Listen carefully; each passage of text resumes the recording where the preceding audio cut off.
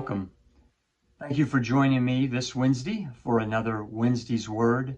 Appreciate you taking a few minutes out of your day to join me as we gather around the Word of God and hear what God has to say to us.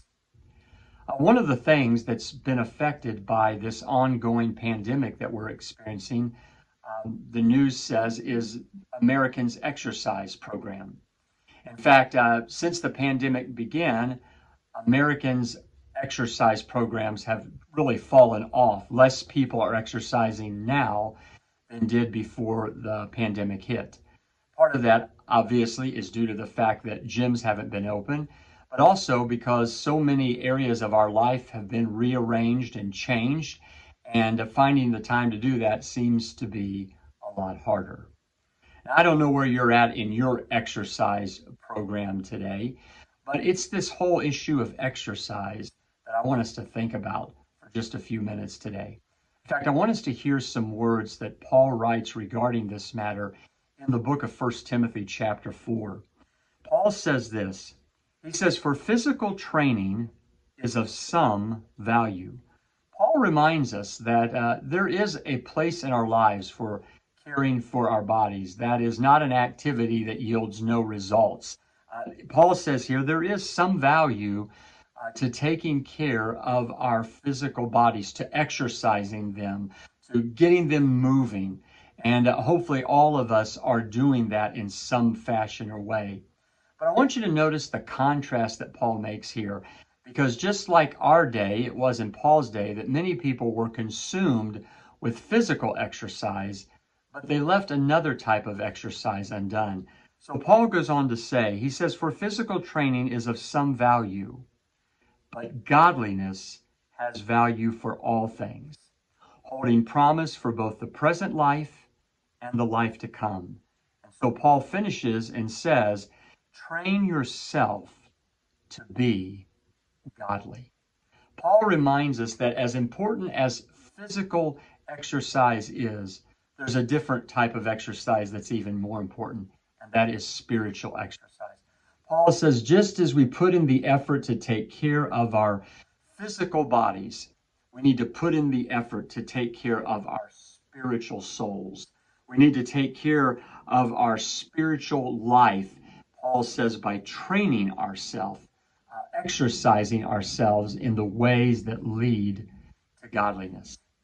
Now, interestingly, just as physical exercise has fallen off because of the pandemic, I've been reading some articles lately that have pointed out that even Americans' spiritual life has fallen off, again, due to a lot of the changes and the way that our time has been rearranged.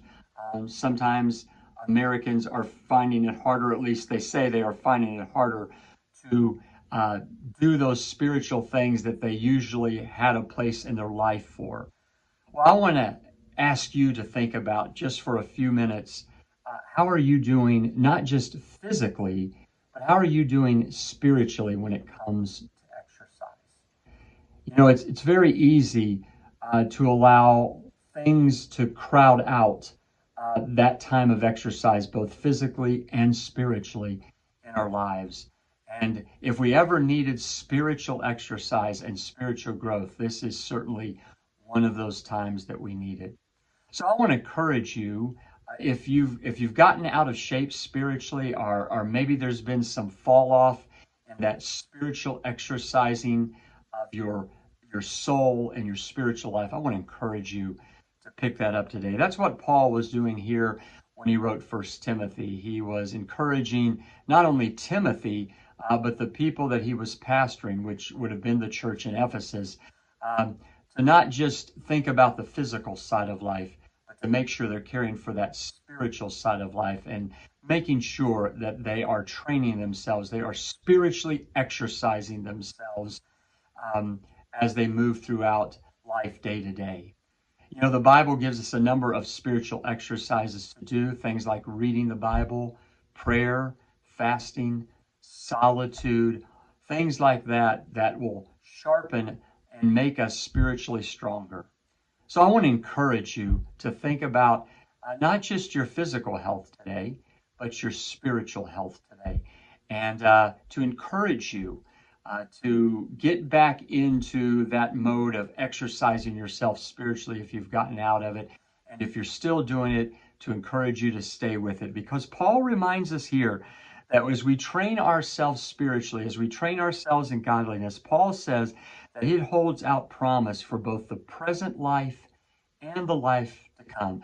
Not only does that spiritual exercise give us what we need then to handle what we face each day here, but Paul reminds us as we're spiritually exercising, it prepares us for the life to come.